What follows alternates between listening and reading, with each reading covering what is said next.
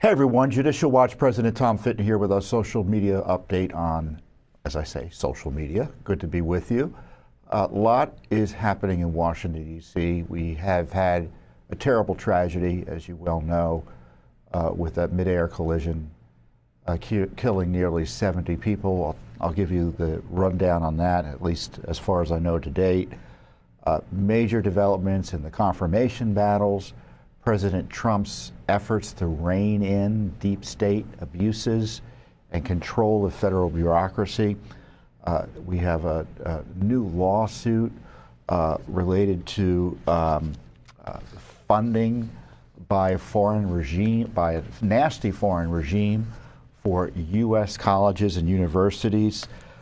We've got details about how the FBI was targeting American citizens with false allegations of false allegations related to security of FBI and law enforcement to justify, or after the fact, justify their raid on Mar-a-Lago. We just sued for details on one of the fiascos of the Biden era, which is the internet connectivity issue, which remains a disaster in terms of countless dollars spent, little achieved. But so much happening. Unfortunately, the first part of the news is the terrible plane disaster here in Washington, D.C.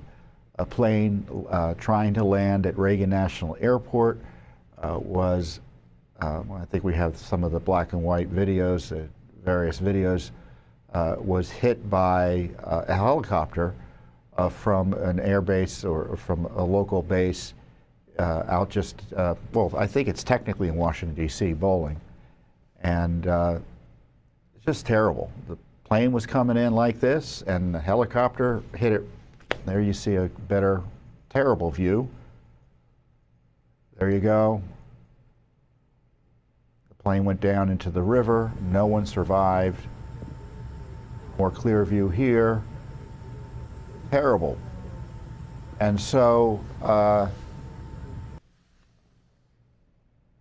at least 3 service members died. 64 died on the plane, including a lot of young people who were prodigies in the area of figure skating. So they were all coming back from some type of clinic from Wichita. And very upsetting. And the explosion was heard all around Washington, D.C. Thankfully, I'm far enough away. My home is far enough away from the airport. I didn't hear anything, but I was just talking with my colleagues. They heard it on Capitol Hill. And many people live in the area. And the question is, when you see something like that, is how did it happen?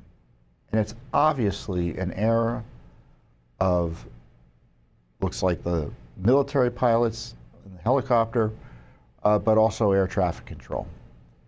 Now, to be clear, Reagan National Airport is a busy airport. It's when you see a map of Washington, D.C., you kind of see the map, and Reagan is, you know, to the immediate south and west across the river, and so it's in the middle of a metropolitan area. In addition, though, we have a massive military presence in the D.C. area because we're the nation's capital. And so if you live and work in the area, you regularly see helicopters going up and down the Potomac River, over the city and such, and you know, and they're military helicopters, it's clear. And that was what happened just across the river from Reagan Airport when that helicopter, military helicopter, evidently was too high. Of course, we don't know the details yet, and just flew right into that jet. Just can't believe it happened. And the first reaction is, how did it happen? It's in terms of, were there policies and procedures in place with air traffic control that led to a failure to control the airspace? Air traffic control the airspace, make sure it's safe for everyone present in it. And it wasn't. They were understaffed. the Washington Post, there have been numerous stories. The Washington Post story, I don't know if we can call up the headline from the Washington Post.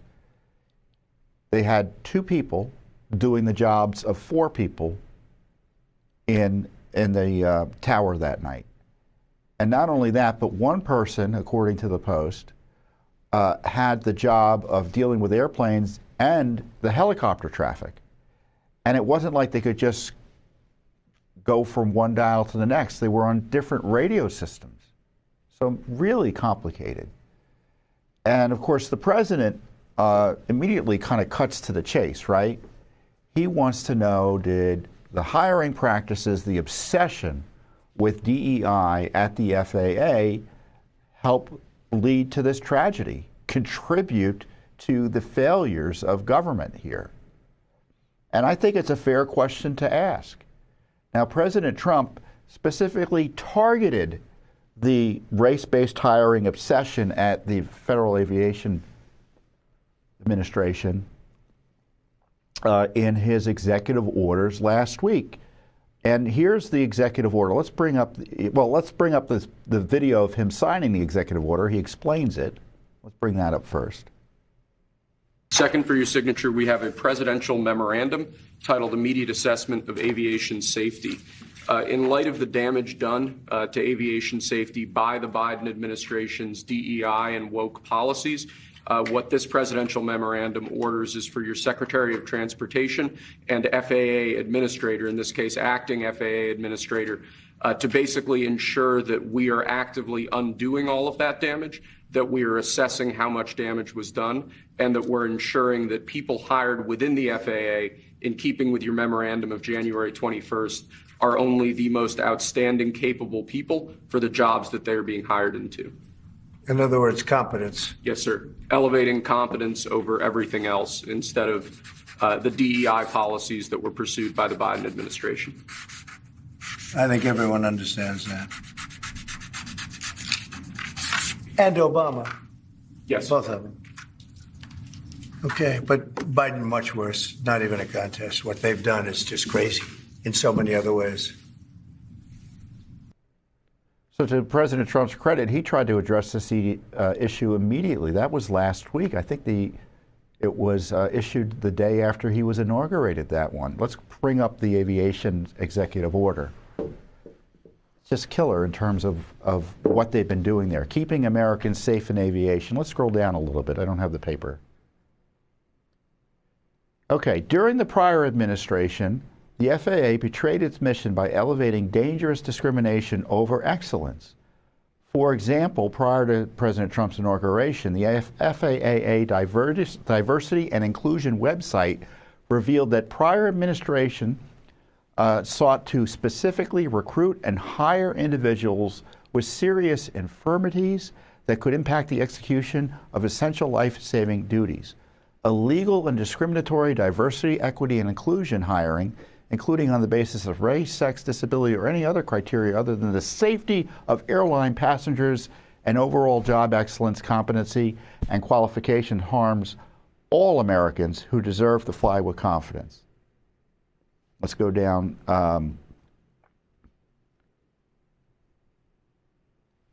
Go down further. I hereby order the Secretary of Transportation and Federal Aviation Administrator to immediately return to non-discriminatory, merit-based hiring. So he was right on it. And I think if you go back to the front page of the White House, click back one to the cover page for the executive orders. Just go to click the White House. Go to the main White House page. Scroll down. Executive actions. Immediate assessment of aviation safety. And here he highlights some of the disturbing details of the obsession with race. Go down a little bit. Okay, stop. But the Biden administration egregiously rejected merit-based hiring, requiring all executive departments and agencies to implement dangerous diversity, equity, and inclusion tactics. specifically recruiting individuals with severe intellectual disabilities in the FAA. Now, no one's against making appropriate jobs available for anyone with an intellectual disability. I mean, but you don't want them doing anything above their capacities, especially in a public safety agency like the Federal Aviation Administration. And here is a top official at the Biden administration confirming the obsession of race-based hiring, where diversity and equity are king, and merit and non-discrimination are afterthoughts. Hi, I'm Brad Mims, Deputy Administrator at the Federal Aviation Administration. We are looking for the best and brightest to join us as air traffic controllers. We need a diverse group of air traffic controllers to bring distinct perspectives to handle the ever-changing aerospace landscape. I'm calling on students and alumni from HBCUs, Hispanic serving institutions, and tribal colleges to apply now to become air traffic controllers. I don't want anyone interested to miss out on this amazing career opportunity. Make sure you complete your full application during our application window. The short application window ends on May 8th. We need a diverse next generation air. So why do they need a diverse workforce? Why?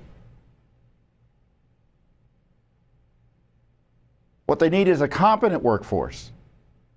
And if it happens to be diverse, wonderful. But the idea that you are treating people basically like widgets, and you're looking to see how many of a specific color widget you have is dehumanizing and discriminatory. So what they're telling everyone else is don't apply. And so it's no surprise when the Washington Post and they kind of are forced to admit the following: is you look at the headline in the Washington Post. It's no friend of the Trump administration. Understaffed before deadly collision. 2 of Reagan National Airport's air traffic controllers were doing double duty Wednesday night. In fact, the Washington Post goes on to report that a plane had to divert to avoid hitting a helicopter the day before this accident. I mean, the FAA has long been a mess. It's essentially disinviting entire swaths of the population with this DEI obsession. Regular folks don't want to work in an organization where race is the central guiding principle and racialism, where they're made to feel terrible about being a member of a particular race, or even the supposed beneficiary of this DEI programs, they feel terrible too, because it's always 24/7 race, race, race. And they just want to work. So it's no surprise they can't find staff. There's a class action lawsuit that was just filed by white applicants or people who were seemingly punished for being the wrong race in applying to the FAA. And when you mix all that in with Reagan Airport being really one of the small, it is to fly in a Reagan Airport. I try not to pay attention when we land because it's just so.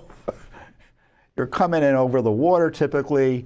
The runway looks too short, and it's usually a little bit. To me, it seems shorter than most other runways you kind of run into in many other parts of the country.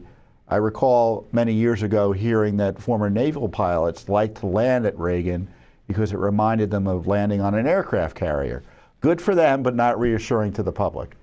And I recall a few years ago, and Reagan's been notorious. I was on a plane landing at Reagan, and I'm sitting in the aisle seat, and the woman who was sitting at the window, after a few seconds, said, "What's going on?" And she said, look at the window. I look at the window. I'm like, where are we? We were literally skimming across about 12 feet above the tarmac, flying over an area that looked like sidewalks in places planes aren't supposed to fly. And then we had to take off again. Why? Because another plane was present. Did that make the news? I don't think so. I tried to contact the FAA about it. I couldn't figure out how to get through on their website or even to track if the incident was reported.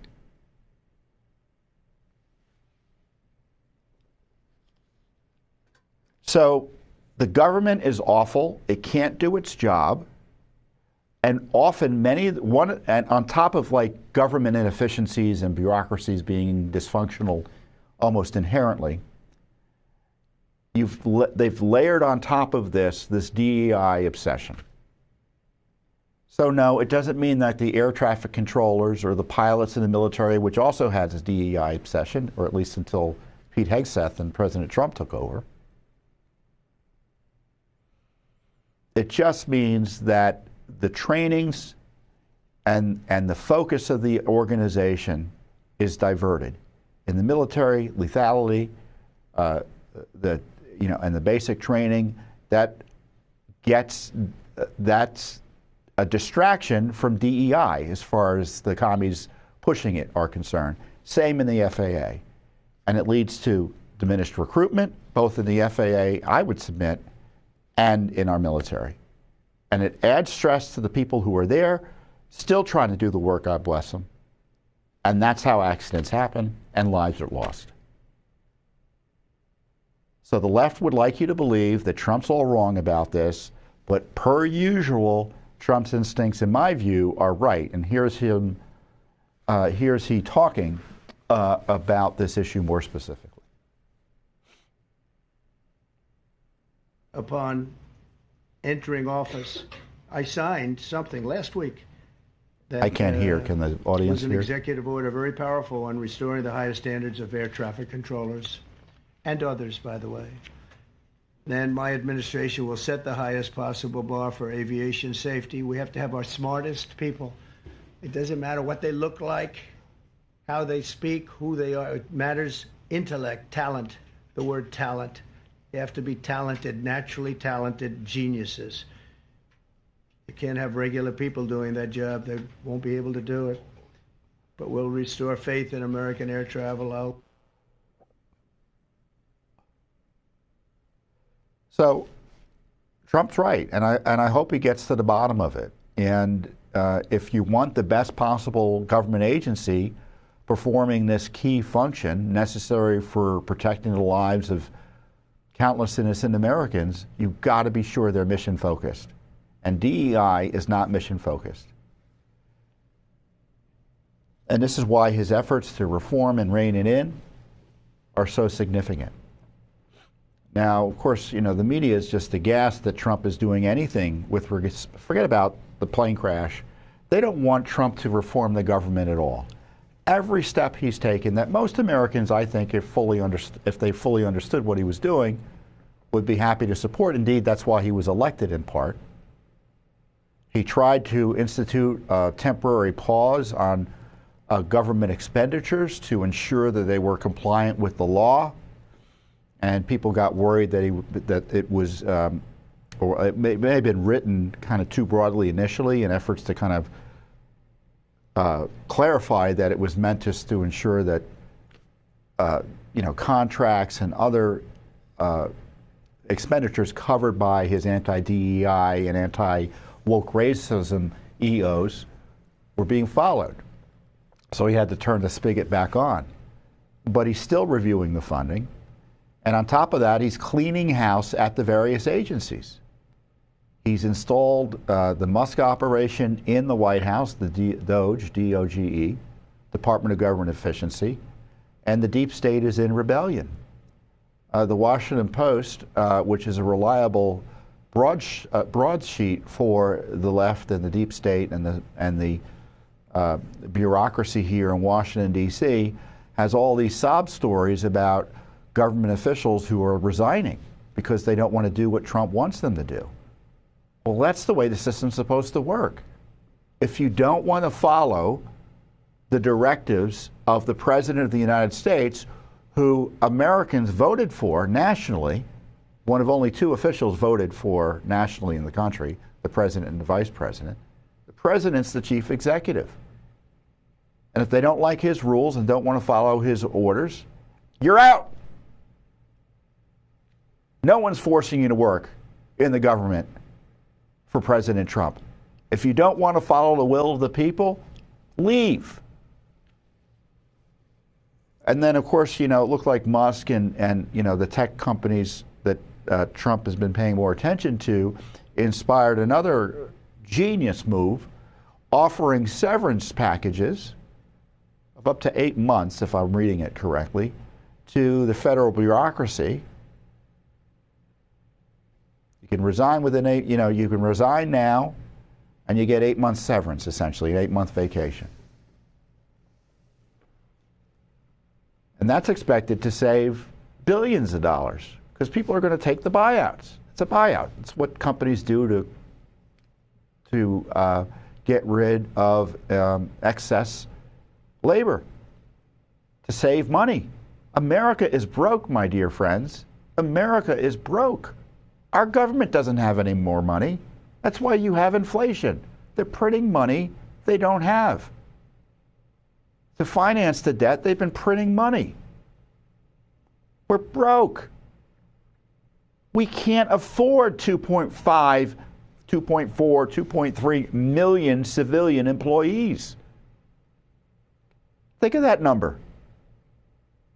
The number of federal employees outside of the Postal Service, I don't know what the number of the Postal Service is, I probably don't want to know, and our military is 2.4, I think is the latest number I saw. 2.4 million. And in this email that was sent out to all the federal employees, civilian employees, or the covered employees, as to be more specific, I said, look, you've got this opportunity. If you want to retire, resign early, you get 8 months severance. Pretty generous in many respects. But they said to everyone else, you can stay. But we're going to be sure that you're doing the work and you're contributing to what the American people expect you to contribute to, the efficient operation of government. So they made no promises to not remove other government employees. Now, of course, the employee unions, for the government employee unions and their allies in the Democratic Party are going to fight this. There'll be litigation and such. But it's got to be done. USAID, one of the centers of funding for the transnational left, it's a way to launder money into the coffers of leftists abroad to undermine Western civilization. They paused the grants of USAID, as I recall, and they put on administrative leave essentially the entire leadership there. And again, in the Washington Post, I keep on saying the Washington Post, but it's, like I said, it's the broadsheet for the deep state. And they kind of write these stories expecting people like me, maybe not expecting people like me, but, marketed towards the left to tell them to be outraged about this. I look at it and say, oh, look at all these successes. So they put on administrative leave all these USAID bureaucrats, and the one guy who wasn't put on administrative leave objected.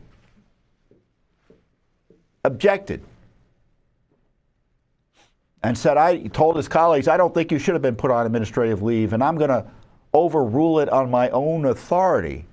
And you know what? A few hours later, he had to send out an email saying he was placed on administrative leave. A Treasury official who essentially has the keys to the kingdom in terms of federal spending, the actual mechanism of how money is spent by the federal government via the Treasury. Can you imagine the sophistication, or maybe not, of that system? Well, Musk and his people, on behalf of the President of the United States, wanted more information and access to that system to see, presumably, if efficiencies could be gained and get a feel for how it works. And he refused to cooperate, according to the Washington Post, and resigned. Good.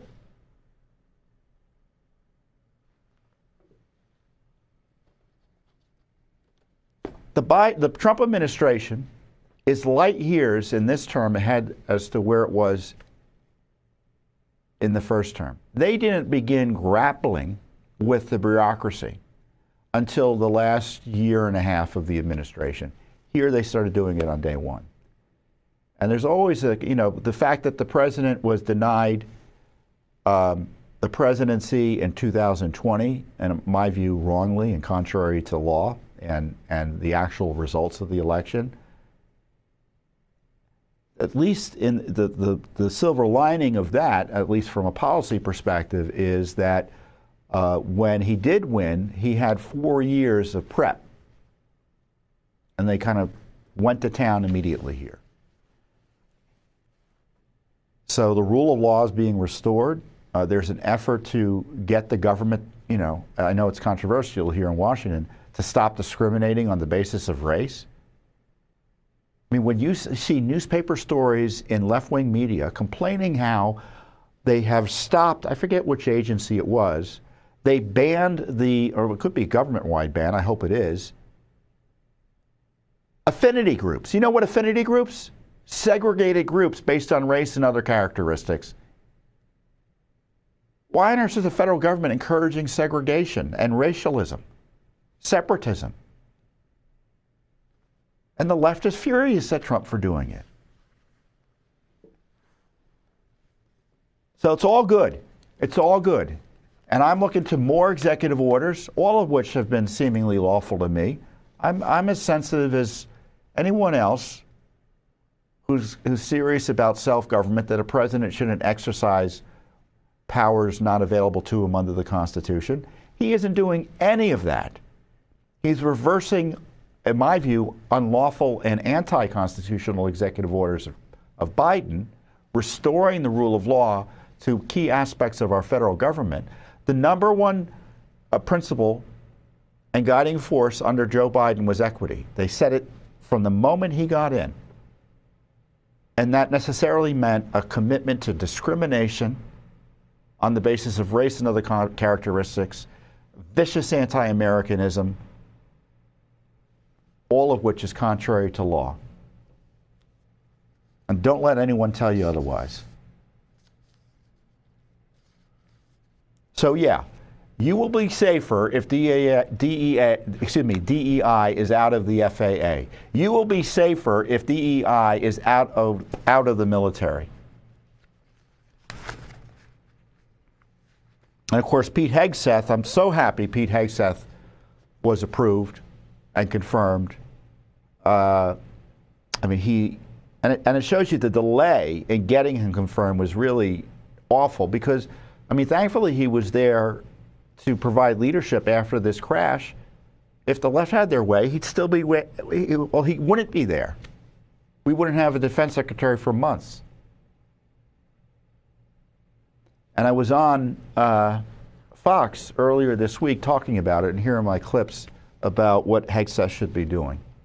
A lot of people at the Pentagon feel very strongly that Pete Hegseth is the right man for the job right now. He was a combat guy 3 minutes ago, practically speaking. Yeah. I know it's been a few years, but it's very unusual. I'm happy for his family as well. I'm happier, I would say, for the troops who are in a desperate need of morale boost after 4 years of woke abuse by the Biden generals and Lloyd Austin. It's been a disaster for recruiting.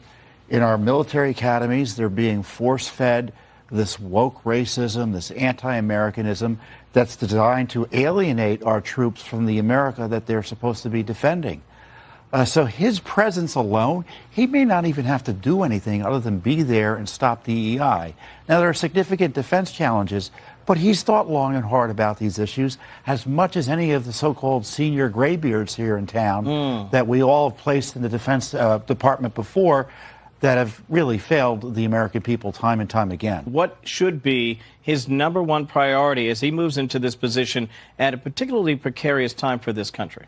Eliminate DEI, fire the Obama-Biden generals that have ruined our military in large measure, and obviously get a feel for where we are in terms of defense capabilities and make sure that the money that's being spent is being spent well and that we're able to protect America when push comes to shove. So he took a bit of my advice. I doubt he was watching, but great minds think alike. He immediately, for example, began proceedings against Milley. He ordered a review of his conduct, and there's going to be accountability. Now, Milley famously or infamously was pardoned by Biden. I think the pardon is invalid, and Hegseth and President Trump should proceed with court-martials as appropriate against him for his efforts to undermine the commander-in-chief and to help, in a treasonous way, my view, China, where he offered to warn China of U.S. military action ahead of time. There's got to be a review of that, pardon or no pardon, and Hegseth has already begun that.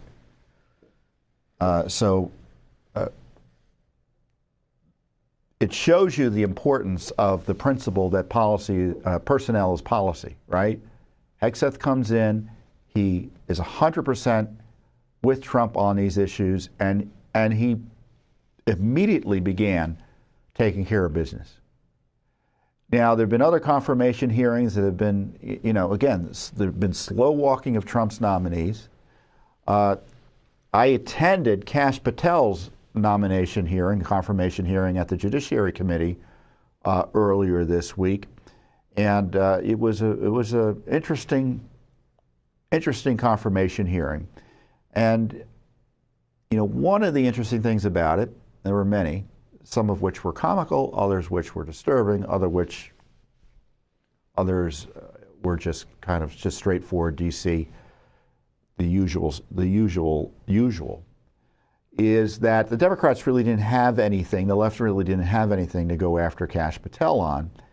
And it was very strange when Senator Durbin, who is the leading Democrat on the Judiciary Committee, he began his questioning, and I thought, well, this is not good for the Democrats, because it sounded to me like Durbin really wasn't even interested in questioning Kash Patel. And of course, Kash Patel arrived ready for battle. He's been through worse. He's a brave patriot. In theory, I could have gone to any confirmation hearing of any of the cabinet officials that Trump appointed. But I chose to go to Kash Patel's because that's how important I think that issue is.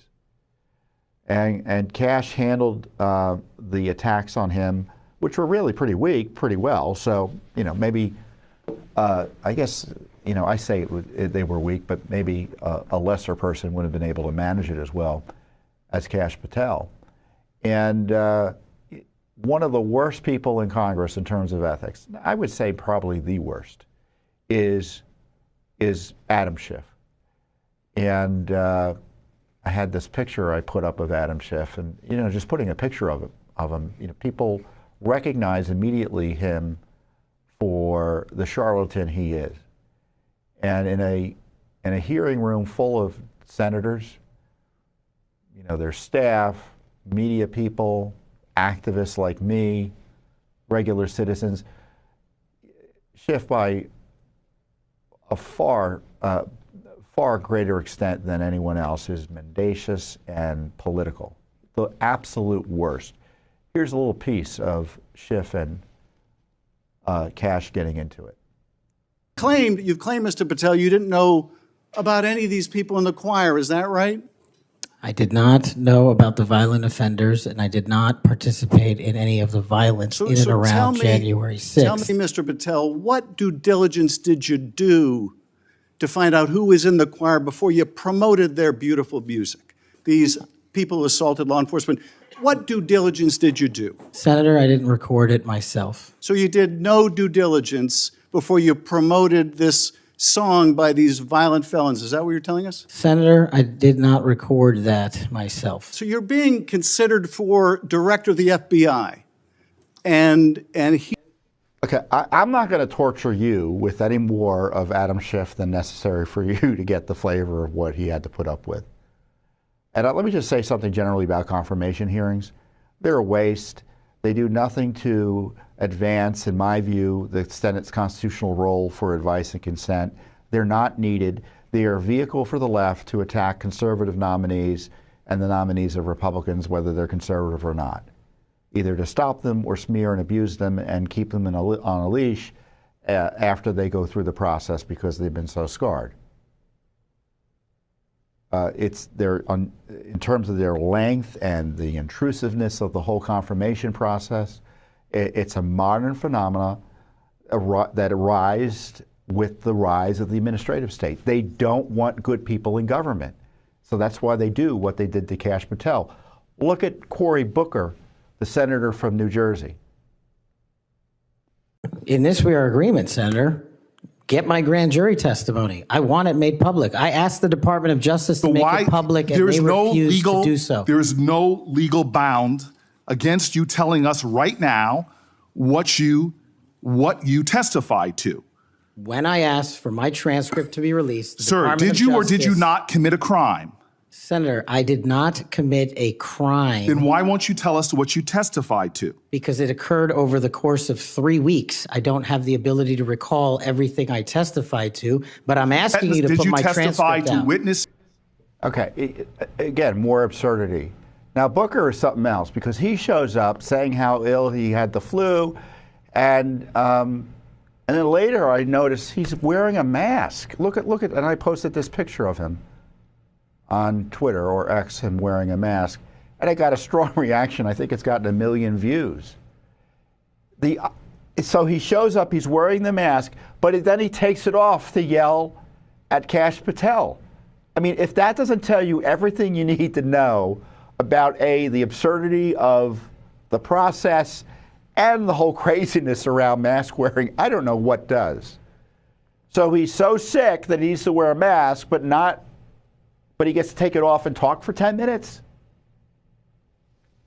So I guess I can blame him for taking the mask off if I get sick, right? Craziness.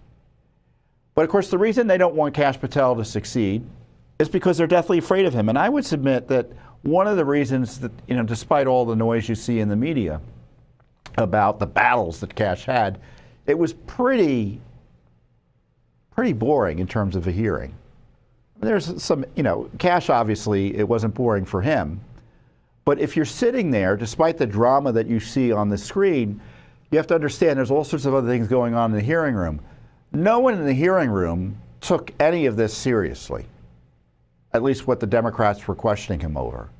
I mean, everyone was just waiting for the Democrats and the left to finish their questions. They knew how it was going to go.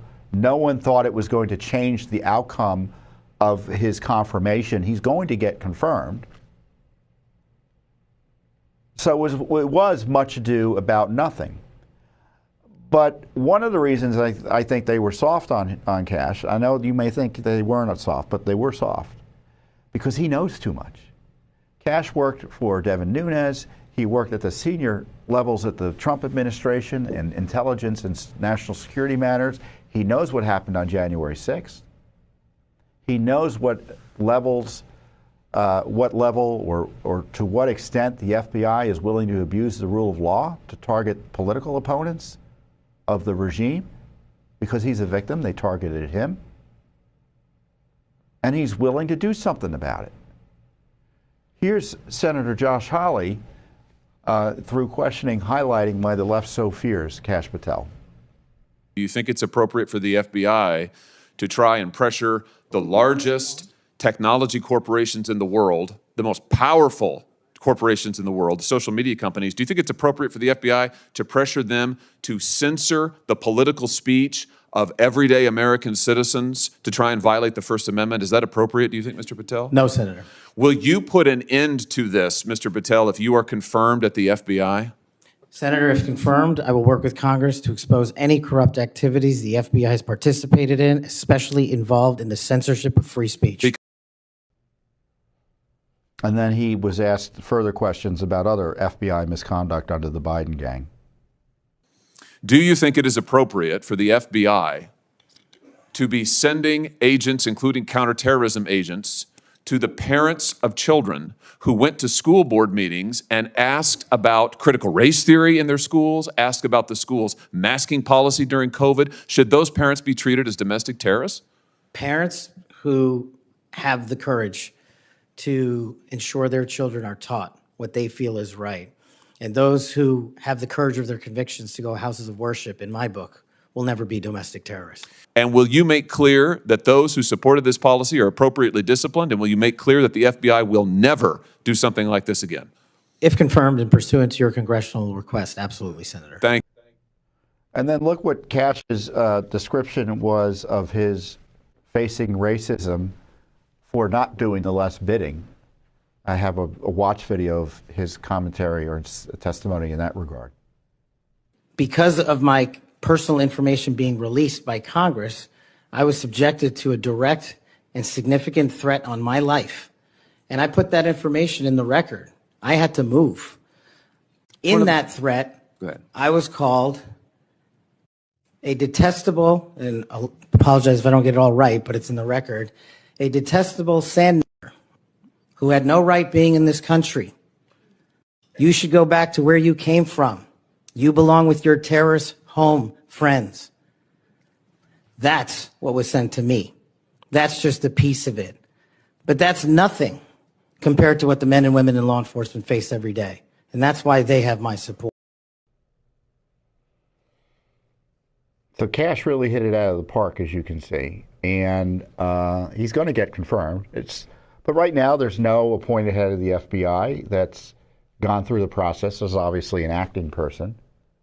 So the FBI is moribund because there's no one running the show, practically speaking. There's probably going to be some action by the Trump administration, but an acting director doesn't have the powers and the prestige and the credibility to take the big steps that a confirmed director does, as Cash needs to be. And now, to be clear, did I agree with everything Cash said? No. You know, for instance, he disagreed with President Trump's commutations of the sentences of J6 defendants who were convicted or pled guilty of assaulting police officers. I think that whole process was compromised, and so those prosecutions are compromised. So they should have their sentences commuted. And if you think the violence was significant enough to warrant their jailing, they were put in jail, so they weren't fully pardoned. And I thought it was a compromise by President Trump. You know, the other issue is that I thought was interesting. Senators Kennedy and Tom Tillis, Senator Tom Tillis was very supportive of Cash and presented him to the committee. They were telling Cash, especially Senator Kennedy, oh, don't burn it down. When you go to the FBI, don't burn it down, lift it up. Now, I don't want the FBI literally burned down, but I do want the FBI significantly reformed and curtailed. And I'm not sure it can be redeemed. I only half-jokingly say that Kash Patel should be the last FBI director. I don't think it can be saved. It's a cudgel that's been used repeatedly against political enemies of presidents time and time again. So something's wrong with the way the FBI is run culturally. And the fact that they were so willing to go after Trump like they did, and conservative Americans, and happily go along with the Biden's dramatic transition of America almost overnight into a banana republic, makes me think they can't be trusted at all. So Cash is the right guy, but as you know, I told our friend Benny Johnson, who's the conservative influencer online, podcaster, a great guy, that I think Cash should ask the president to appoint a special counsel. I've been advocating that too, directly to investigate the FBI. The FBI shouldn't investigate the FBI. The one other interesting thing that Cash noted that I think is a good idea, because I know I'll talk more about this issue with Tulsi Gabbard in a bit, is that Cash noted there are 38,000 employees of the FBI. I think 12,000, the last time I checked the numbers, I think it's like 10 to 12 are agents.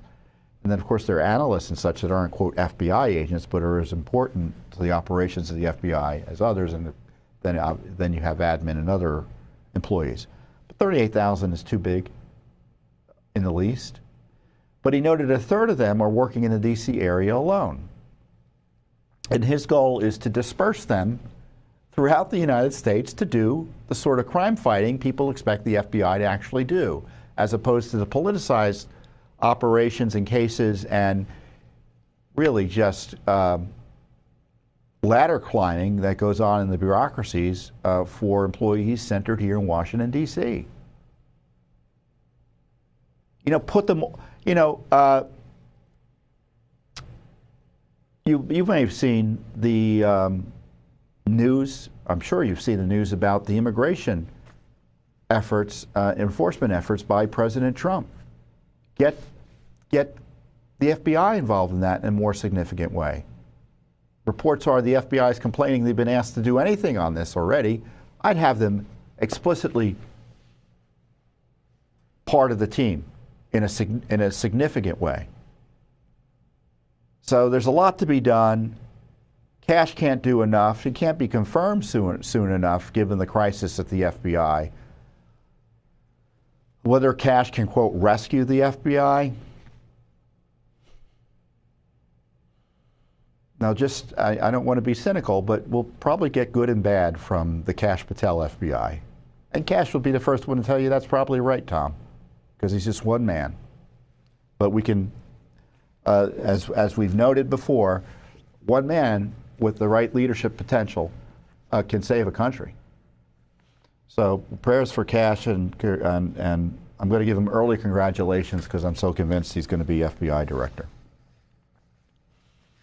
And that's that's my segue into President Trump really pushing hard on this immigration enforcement.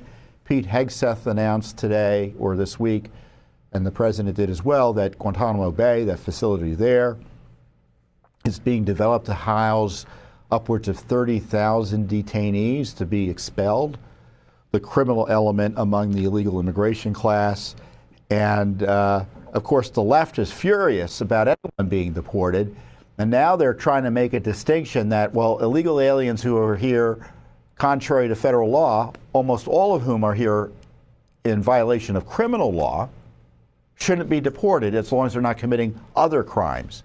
And the excellent new press secretary, Caroline Leavitt, I think I'm getting her name correctly, smashed that back in the face of the media.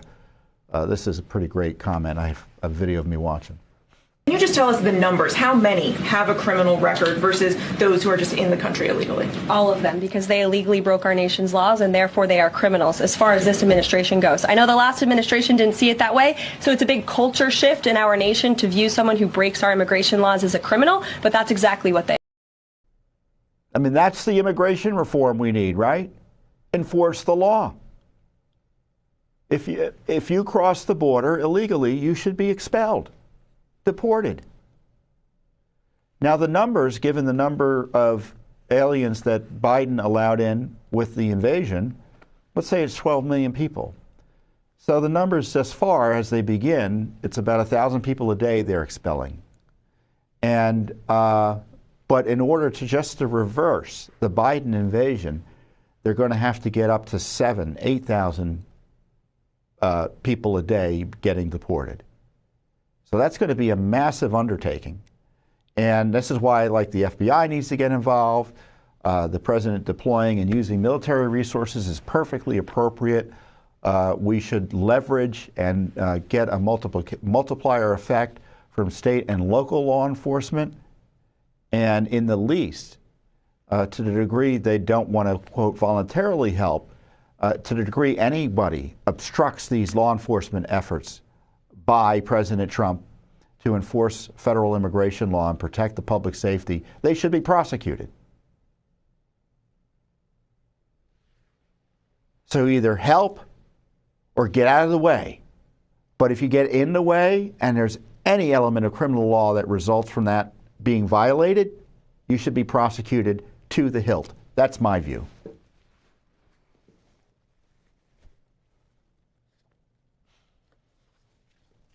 Now, Judicial Watch is monitoring these states and these sanctuary obstructors, almost all of the left, very carefully. We just sued in Chicago the mayor there over his sanctuary city comments and plans. Other lawsuits are coming. And we've been on the border since, I think our first foray into illegal immigration was, I think, it's got to be 25 years ago. And there were citizens, little old ladies from Pasadena, as I call them, just regular Americans, who are upset about ID cards being given to illegal aliens in California. I think that at that time it was a city ID card. And they were protesting, and the police let the Antifa types at the time come in and beat the heck out of them.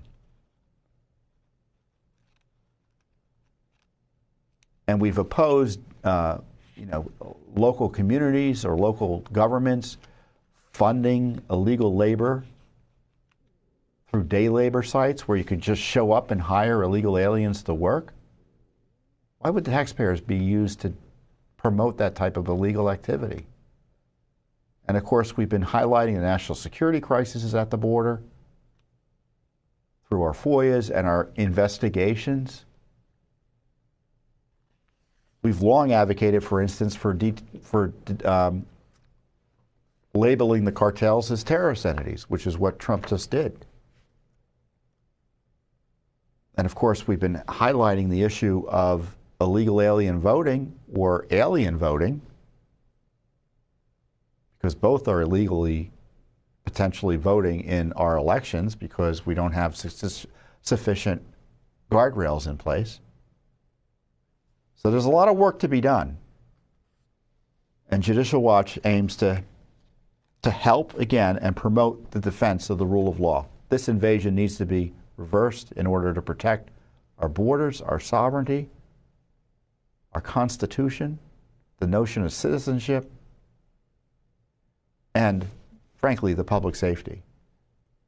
My colleague Paul Orphanides from Judicial Watch was able to go and attend the signing ceremony at the White House this week on the Lincoln Riley law that was just passed by Congress. I think both Democrats and Republicans largely voted for it, requiring the feds take more significant action for illegal alien criminals.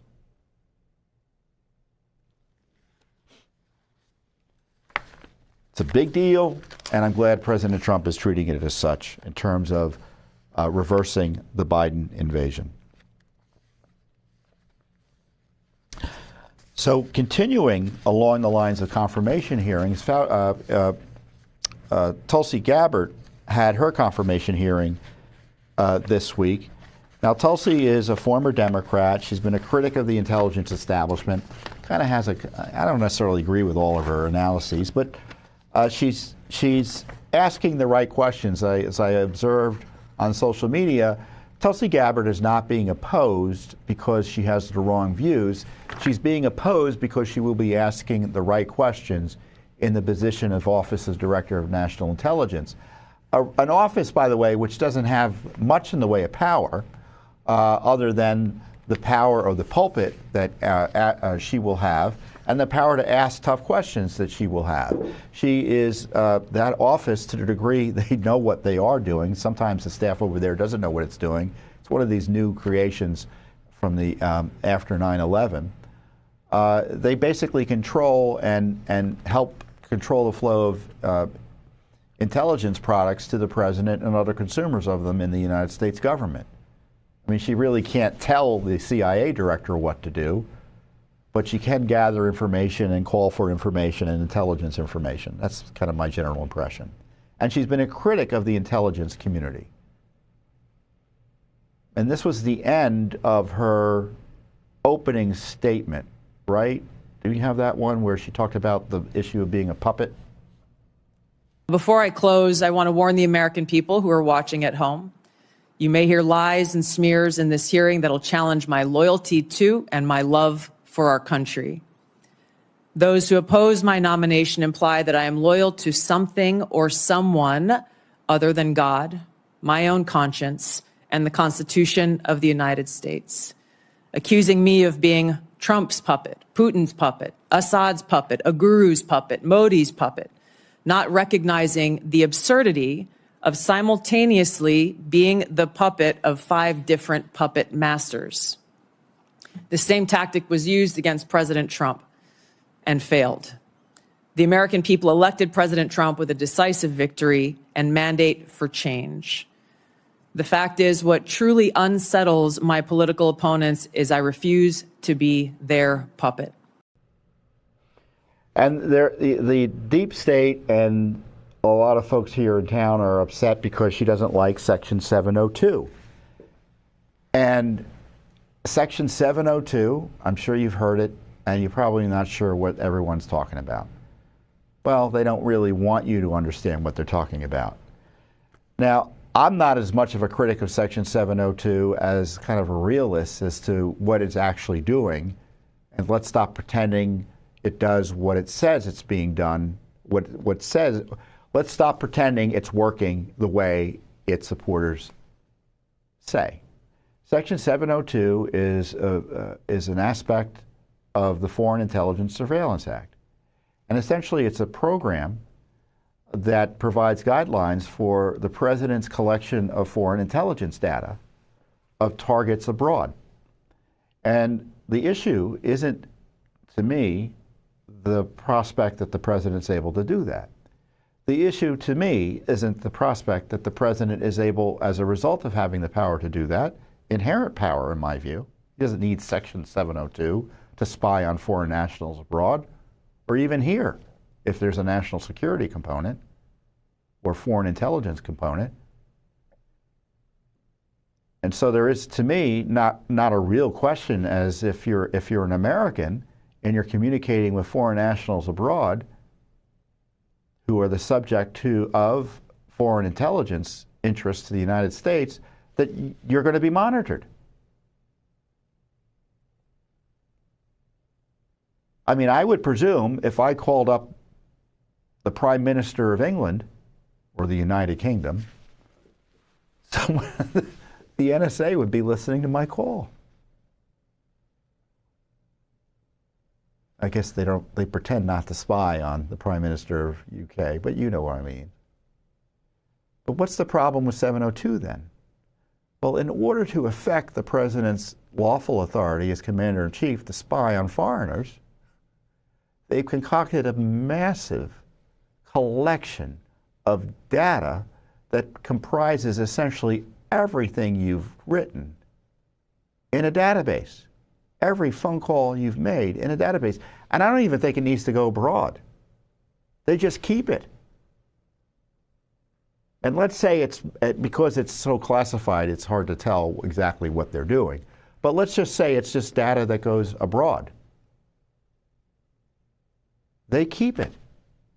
And then they go and look for stuff in it of interest, if there's supposedly an intelligence reason to do so. And of course, that's where the rubber meets the road. So if the issue was Tom Fitton talking to the Prime Minister of Great Britain, and that became a point of collection, and something I said was interesting to the president or his people who are charged with protecting our national security, that would be made available to them. Someone could look it up and be made available to them. It's quite another matter to have all this data forever and a day in a database, billions and billions of emails, text messages, phone call recordations,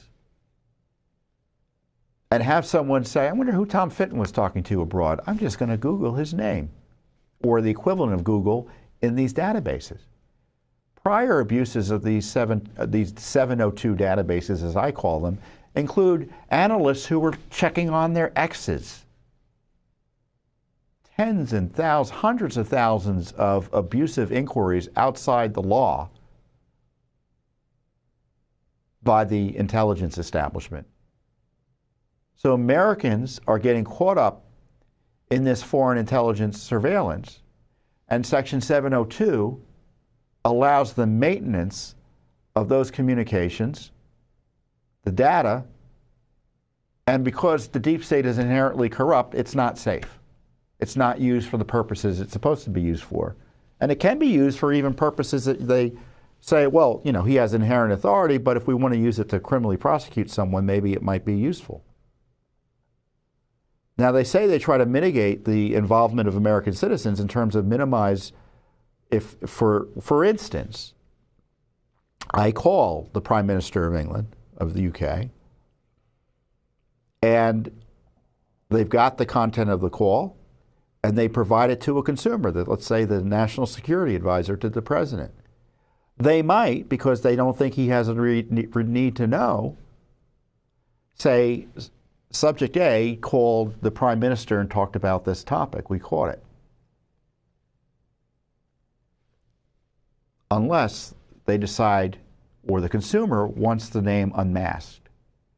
And that's what the Biden gang and the Obama gang were doing, because both Joe and Barack were doing this, and their people, unmasking data to try to get at information that would be hurtful to President Trump's political campaigns.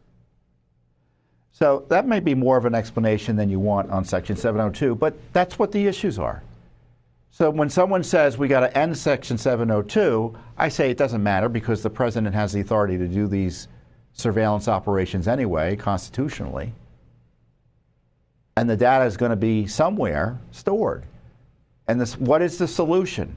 We need federal agencies that are lawfully run in a way that respects the rule of law and the civil liberties of American citizens.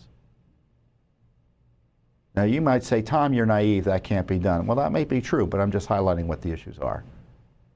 So the debate about 702, I don't think there's any one right position on it in terms of allowing it to continue versus ending it, because I don't think ending it solves the problems the way those who oppose it think it does. And, you know, we got a little bit of this flavor of the reason, you know, of course now, Tulsi is a bigger critic. You know, we've highlighted how the CIA sped along the review, the security review of the letter signed by the 51 ex-intelligence officials, falsely suggesting that the Hunter Biden laptop was a Russia disinformation story. And the CIA helped move that along. We had the fake intelligence targeting Trump with Russia, Russia, Russia. It wasn't just the FBI and Justice Department. There wasn't an intelligence agency that wasn't involved in trying to take out Trump. So we need someone like Tulsi who understands that. And Tulsi suggests, or her testimony suggests, and her record suggests, she does understand it, even though I don't necessarily agree with her about all her foreign policy views. But to be fair to her, you know, I probably haven't studied him closely enough to know what she really thinks about stuff, and have been relying on headlines here and there. But all I know is that President Trump wants her. She seems to understand the problems of the deep state, so she should be given a go. Here's Democrat Senator, I think it's Mark Kelly, questioning her. My concern has to do with the tendency to repeat Russian and Syrian, and even in some cases, I think we'll get into in the closed session, Iranian information, and to discount what comes from our intelligence community. Senator, every American deserves to know that people in our own government were providing support to our sworn enemy, Al-Qaeda. That should not be acceptable by anyone. Yeah. And then here's another comment she made that is, I think, worthwhile. For too long, faulty, inadequate, or weaponized intelligence have led to costly failures and the undermining of our national security and God-given freedoms enshrined in the Constitution. So, you know, for the life of me, I don't know why anyone would vote against her. I mean, I think she's still active in the military, has had national security clearances her entire career. And the irony is this. Well, I'm going to get to the irony. So our angle on this is that Tulsi Gabbard is a truth teller, and so the deep state hates her. She has political influence and therefore is a target. And there were reports she was put on a watch list, Open Skies watch list, a TSA program, And she exposed it. And we asked questions about it and got the runaround. And we sued for the records. I talked about this just a few weeks ago. And after we sued, we finally got records back. And they were they were responsive, but essentially they told us, we can't tell you anything about this Open Skies program or anything else because what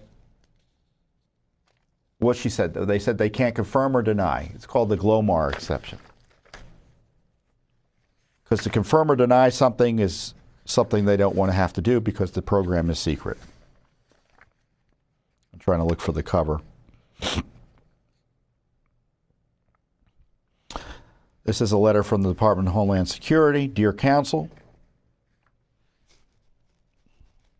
this is the final response to your Freedom of Information Act request to the Department of Homeland Security, Office of Intelligence and Analysis.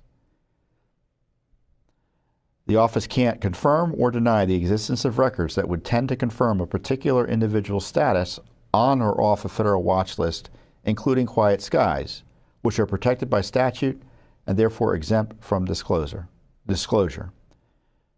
DHS-INA, the agency, conducted a search for records responsive to the FOIA requests that do not tend to confirm or deny individual status on or off federal watch list and found no responsive records. So we're not getting anything from them. Transportation Security Administration did give us some records about Open Skies. They gave us the same type of language here. And then they produced responsive records that don't say something specific about someone being on the list or remove that information.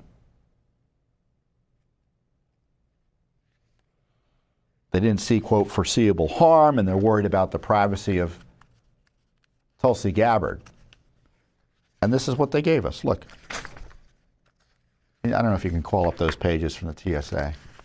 But you can see here, there's nothing there. Blank. Scroll down. You can see the pages blank. Blank. A few press, they got a press inquiry or two once Tulsi disclosed it. But they don't give us any documents.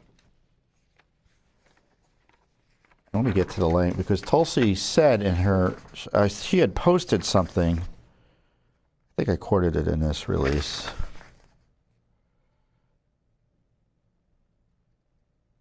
On August 4th, 2024, it was reported that several federal air marshal whistleblowers have come forward with information showing that former U.S. Representative and presidential candidate Tulsi Gabbard is currently enrolled in the Quiet Skies program. So rather than track terrorists, they were tracking a critic of the intelligence community. Isn't it ironic that a critic of the intelligence community may now be a key leader in the intelligence community and someone who is victimized by this same intelligence community with retaliatory, in my view, operations and spying and watching her? According to the DHS website, Quiet Skies is a tool that allows the Federal Air Marshal Service to more efficiently deploy law enforcement resources to focus on travelers who may present an elevated risk of aviation security. I want to know who in the TSA, who in the Biden administration thought that for 1 second Tulsi Gabbard presented an increased risk of aviation security. Who are they fooling? Purely political and corrupt.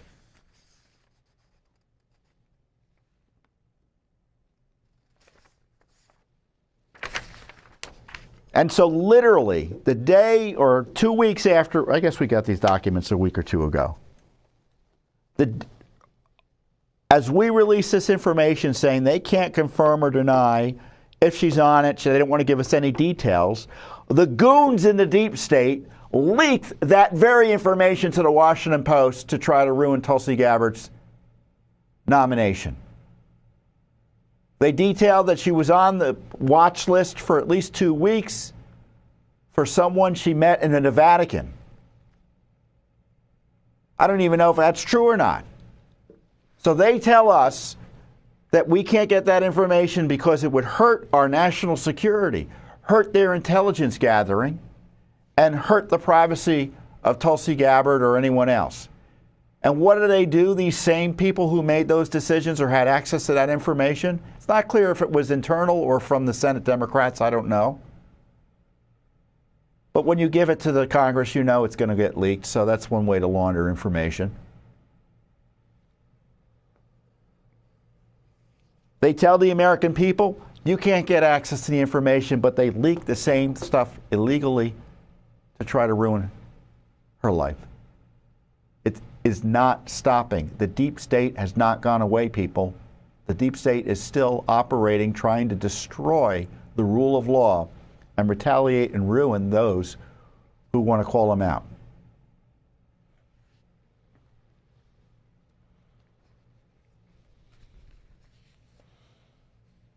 So I think Tulsi's going to get, no, I think she'll get confirmed. I don't know for sure. RFK Jr., also a victim of deep state and Biden banana republic abuse, I think is still likely to be confirmed. I don't see any reasons not to confirm them.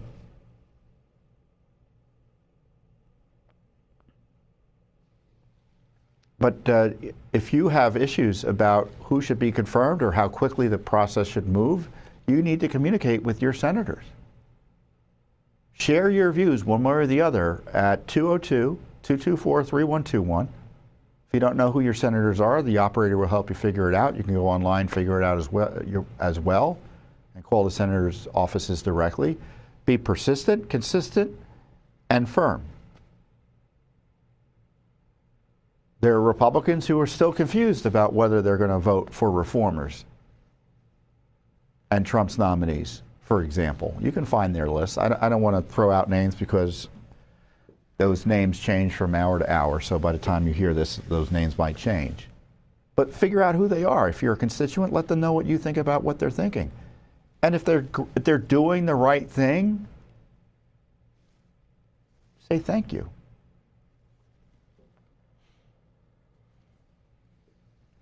So I hope Tulsi Gabbard gets in. I hope Kash Patel gets in. I think RFK is going to do a pretty good job. He's going to be asking the right questions.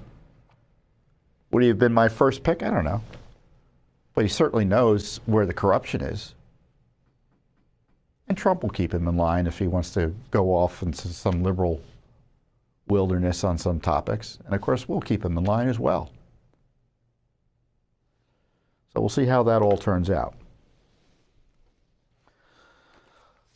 So what next on our list? Anthony Fauci.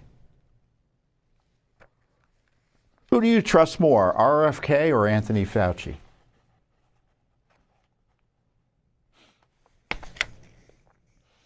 So one of the issues that have come up, and Judicial Watch really is second to none in exposing everything that Fauci was doing when it came to COVID, the cover-up of the origins, other abuses, the relationship with China, gain-of-function research, etc.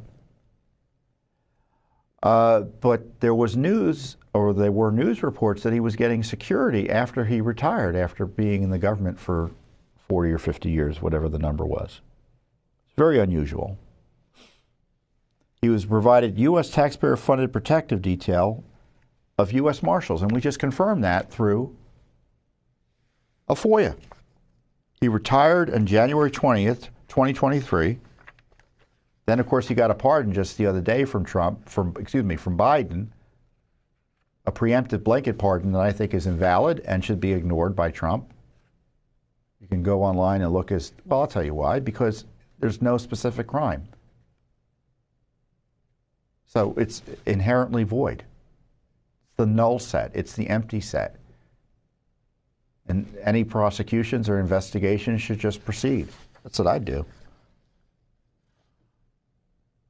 So we sued because they didn't want to give us information about this unusual security for a retired government official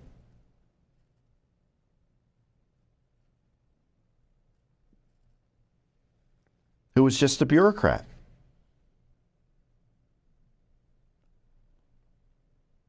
On April 17, 2023, an email from Marshal Service, then Associate Director of Operations Mark Patella, to Director Ronald Davis states that Fauci's United States Marshal Service detail is reimbursable agreement that was agreed upon and paid for by the Department of Health and Human Resources, which is NIAID's lead agency, the National Institute of Allergy and Infectious Diseases.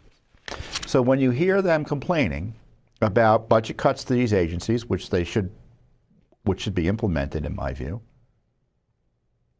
that we need to protect the health, safety, and welfare of the American people through these grants, I guess, to places like China and who knows where. Just think of the money they're spending on this, which was millions for Fauci's security. And of course, they only gave us this basic information after we sued. We had to file a lawsuit. Now, the U.S. Marshal Service is the enforcement and security arm of the U.S. federal judiciary, which makes them providing security for Fauci even more unusual. Now, the Marshal Service is out there defending Fauci, yet the Justice Department at the same time under Joe Biden refused to prosecute these vicious leftists illegally protesting and trying to intimidate Supreme Court justices outside their homes. So the Marshal Service is supposed to be protecting our justices in an increased threat environment, and they're giving this special political favor, in my view, to Fauci to protect him. Now, I'm not a monster. I may look monstrous, but I'm not a monster. So if there's a genuine security issue for the former official Fauci, and the government may have an obligation, or maybe local police should be protecting him. But this extensive type of security, is it warranted? I doubt it. And you know, one of the reasons I doubt it is because they're hiding the records from us, and we had to sue for the basic information.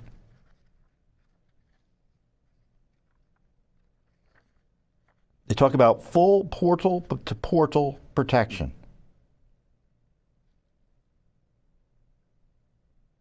They won't even tell us the number of those people detailed, and that could be security information, so I don't necessarily blame them for that.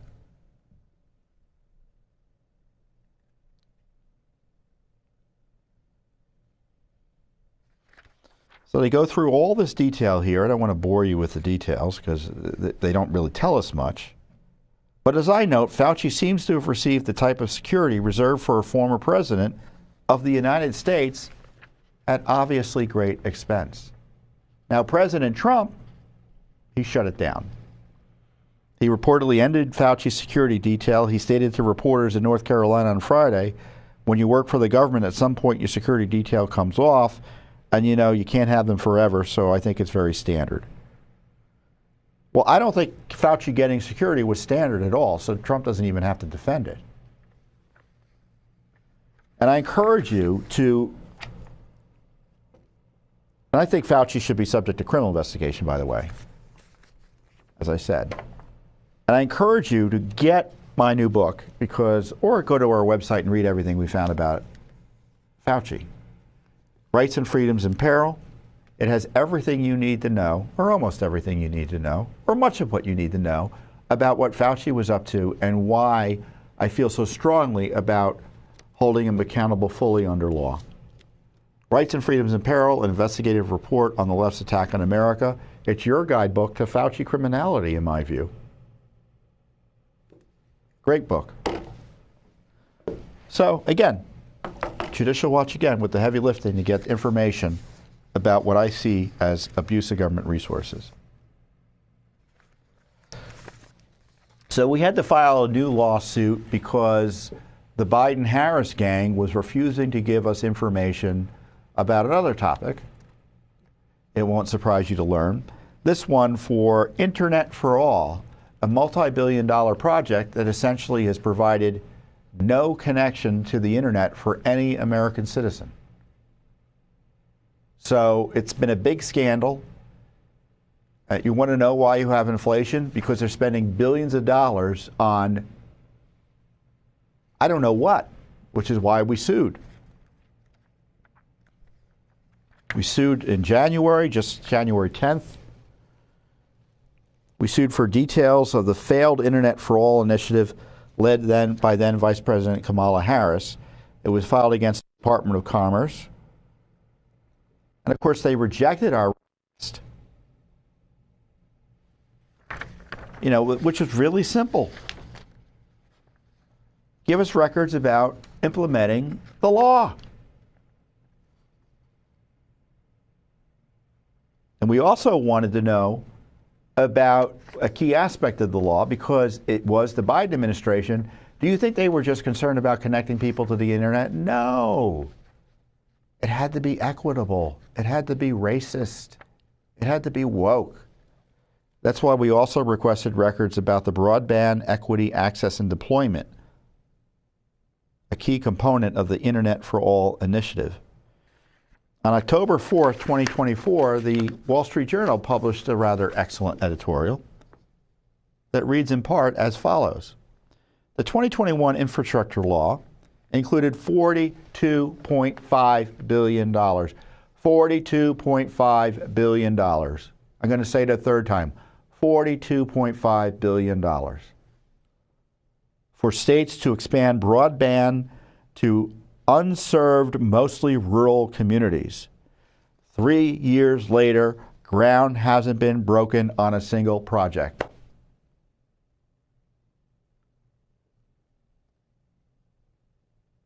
Now, do you think the money's being refunded to the American people right now? No, of course not. Blame the administration's political regulations. States must submit plans to the Commerce Department about how they'll use the funds and their bidding process for providers.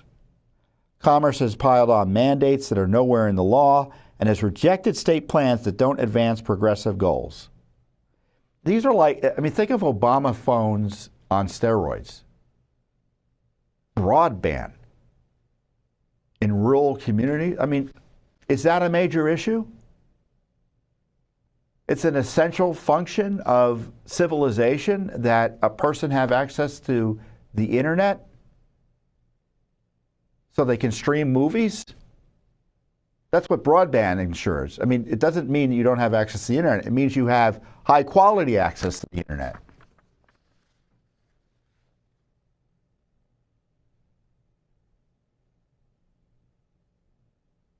Take how the administration is forcing providers to subsidize service for low-income customers. So it's welfare, internet welfare, literally. Bidders had to offer a specific affordable price. And it's welfare through fiat, rate regulation.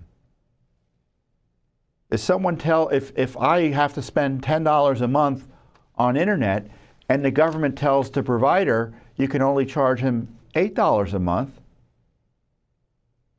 that's like putting $2 in my pocket. And who's forced to pay? The other customers on the internet of the provider who have to pay increased fees to cover my cost. And this is the racism. The administration has also stipulated preferences for underrepresented groups, including aging individuals. I'm glad to know that I'm not getting old. I'm just aging. I'm an aging individual. Prisoners.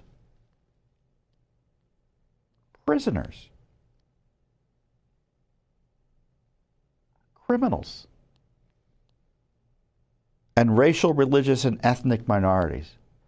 I don't know about you. If I was an ethnic or racial or religious minority and I was put in the same category as criminals, I might be offended a little bit. And of course, the catch-all, incoherent phrase, indigenous and Native American persons. Who's indigenous? Am I indigenous? I was born here. Does that make me indigenous? All those phrases, by the way, are designed to destroy the United States of America as a united polity, undermine our republic, all through an internet scheme and scam to put money in favored interest groups' pockets. And of course, the special favors also, again, for the Well, I want to be sure I get all the letters right. LGBTQI plus persons.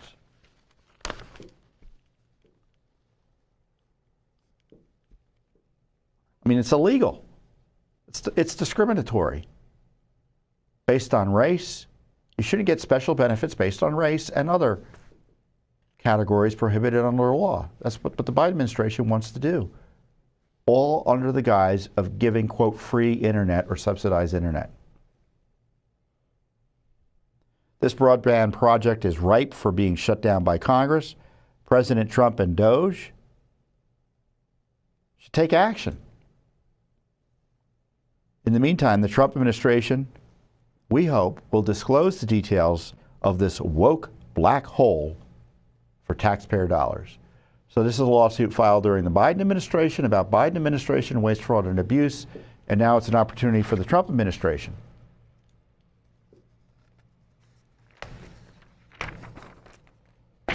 to take action and expose it without spending a dime, other than just copying the documents and looking for them. You know, and this reminds me of something else the Trump administration needs to take action on, which is the shooting death of Ashli Babbitt, who was killed wrongfully. Many say she was murdered on January 6th.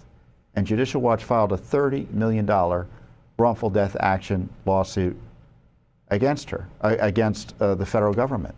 We represent her estate and her family, specifically Aaron Babbitt, her widower, husband. And her mom, Mickey, is a fixture here in Washington, D.C. now. She's been supportive of the January 6ers in honor of Ashli's memory and to help them. And she's just a great, wonderful activist. And whenever I go to these major, I can't tell you how many events I go to on the Hill where activists are present and, you know, there's public interest, that she and her friends and her activist friends are there showing the flag, quite literally, for Ashli and other victims of the Biden administration regime abuse that used January 6th as a pretext to go after their political opponents. So when I went to Kash Patel, Kash Patel's confirmation hearing, who do I see in the hallway? It shouldn't have surprised me, was my friend Mickey, and she came up to me in the hearing room. She loves Judicial Watch. We love her as well. She's a real warrior, and there's a nice picture of her. And she said this nice thing about me and you, dear Judicial Watch supporter. Tom Fitton at the Kash Patel hearing, I'm so proud and thankful to have the Judicial Watch team fighting for Ashli. And of course, we are able to do that only thanks to the support of you, dear supporter. And we are honored to try to help get justice for Ashli Babbitt through this federal litigation that, of course, was opposed by the Biden Justice Department. Now, the big question is the Trump Justice Department, is President Trump going to take a different tact with Ashli's case and essentially just resolve it on favorable terms to Ashli's legacy and her family? And the Washington Examiner, Paul Bedard, a reporter there, had a story on how that issue is now, at least in my view, ought to be front and center for the Trump administration, and we did a video explaining it here. A week after President Trump pardoned those charged in the January 6th disturbance at the U.S. Capitol, his administration is facing a new question, as noted in a report from the Washington Examiner. Will President Trump's appointees continue the Biden administration's legal efforts to deny justice to Ashli Babbitt's family by fighting their $30 million wrongful death lawsuit against the federal government? Babbitt, an Air Force veteran from San Diego, was unarmed when she was shot and killed by then U.S. Capitol Police Lieutenant Michael Byrd. Ashli Babbitt remains the only official homicide victim from January 6th. Early last year, Judicial Watch filed a $30 million wrongful death lawsuit against the federal government on behalf of Ashli's family and estate. In the lawsuit, Judicial Watch argues that Byrd was inadequately trained and had a record of disciplinary problems. Those disciplinary problems have largely been uncovered through Judicial Watch litigation. This includes a 2019 incident where Byrd left his loaded gun in the bathroom of the Capitol Visitor Center. And in a 2004 incident, Byrd discharged his service weapon at a fleeing vehicle, Byrd was caught providing false information to local police about the incident. As the Washington Examiner reports, after Trump's inauguration last week, he pardoned the rioters, including those who were with Babbitt when she was shot and killed after being pushed into the speaker's lobby behind the House floor. That appears to put the Justice Department in a pickle. How does it turn away from its hundreds of cases and convictions, but move forward in defending the shooting of Babbitt? Judicial Watch President Tom Fitton said he can't imagine that President Trump would want to defend this for 1 minute. Both the White House and the Justice Department have yet to publicly comment on the lawsuit. U.S. District Court Judge Anna Reyes scheduled a trial date of July 20th, 2026.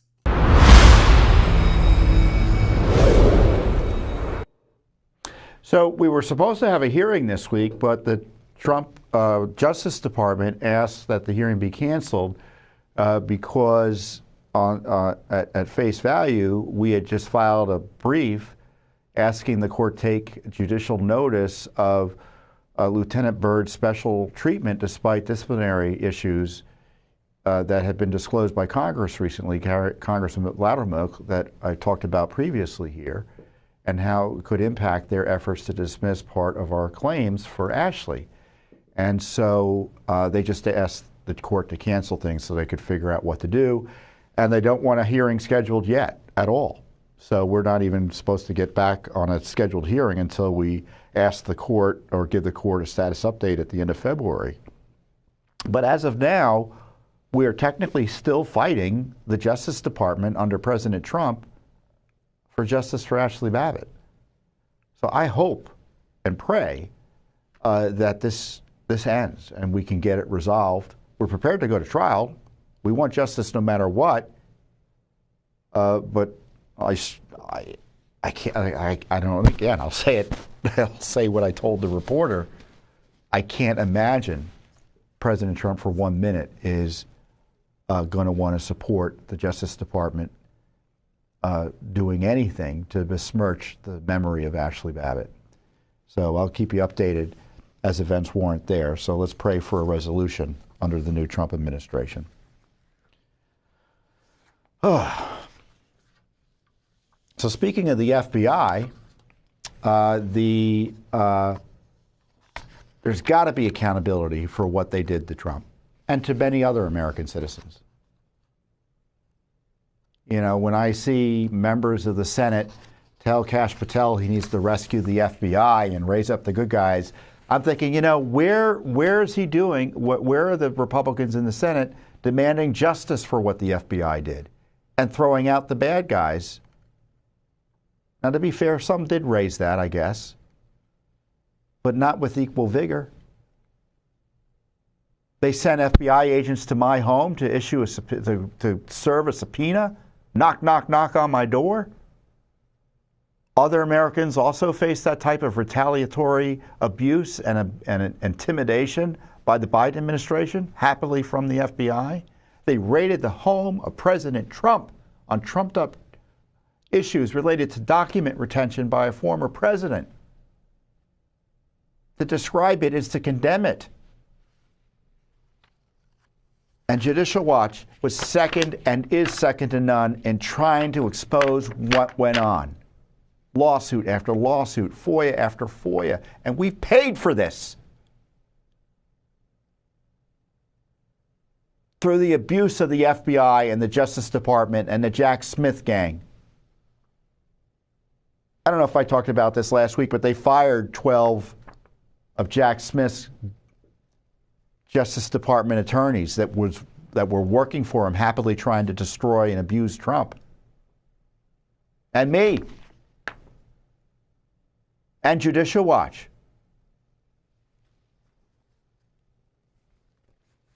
And so we complain, and what does the FBI do? What does the Justice Department do? They suggest if you complain about what they're doing, you're increasing security threats to the abusers. Oh, you can't complain.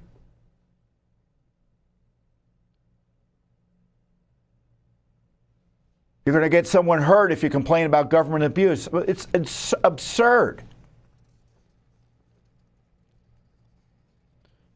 So sure enough, we received 8 pages of records from the Department of Homeland Security, where they were sending out what, in my view, was a fake document designed to inflame the fake narrative that there were significant security threats from Trump supporters as a result of the FBI's raid on Mar-a-Lago. This is from a 2022 lawsuit we filed, so it took them almost 3 years to give us the records.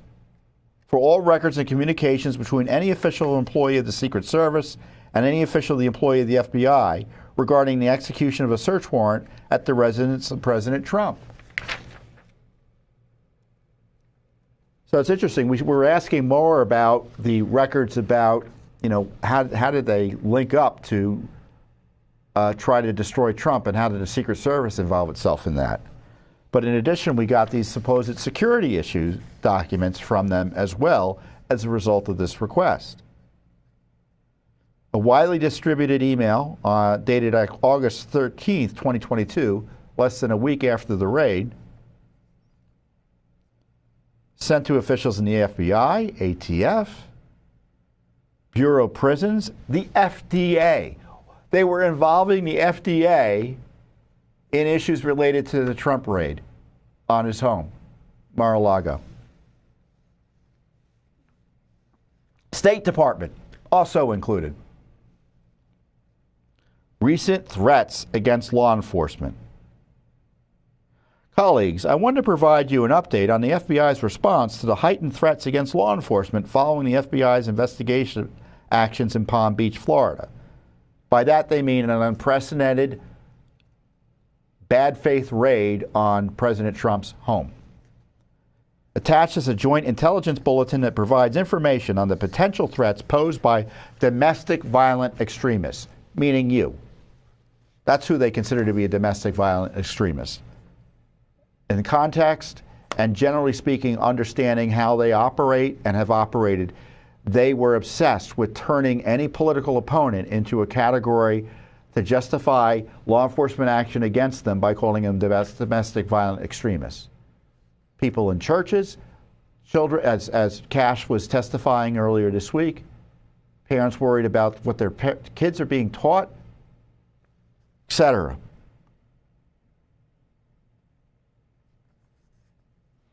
And the Joint Intelligence Bulletin talks about the potential for domestic violent extremists to carry out attacks on federal, state, and law enforcement and government personnel or facilities. The bulletin is being shared in light of an increase in threats and acts of violence, including armed encounters against law enforcement, judiciary, and government personnel in reaction to the recent execution of a court-authorized search warrant in Palm Beach.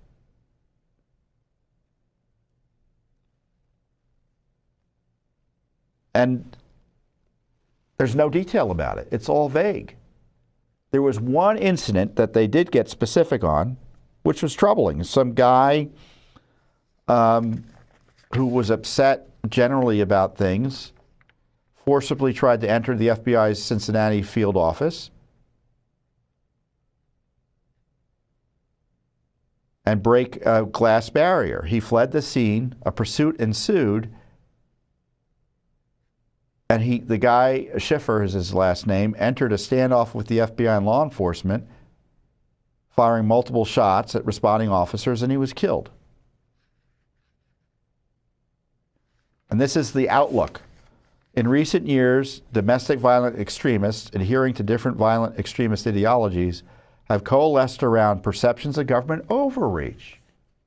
So again, targeting at conservatives and election fraud to threaten and conduct violence. They're just making it up. They're just making it up.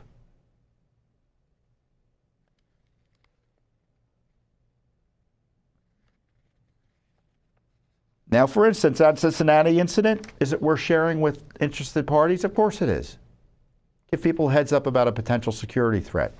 But here they take it to the next level and suggest a mass political movement radicalizing people to violence because of what Republicans are saying about election fraud, which is their right under federal law and the Constitution, part of their God-given rights, and, quote, government overreach.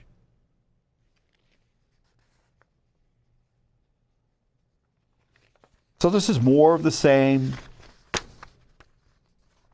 out of the deep state. They abuse Trump by raiding his home, and then they come up with intelligence documents justifying basically law enforcement activity against his supporters because they are expressing upsetness about what happened to him.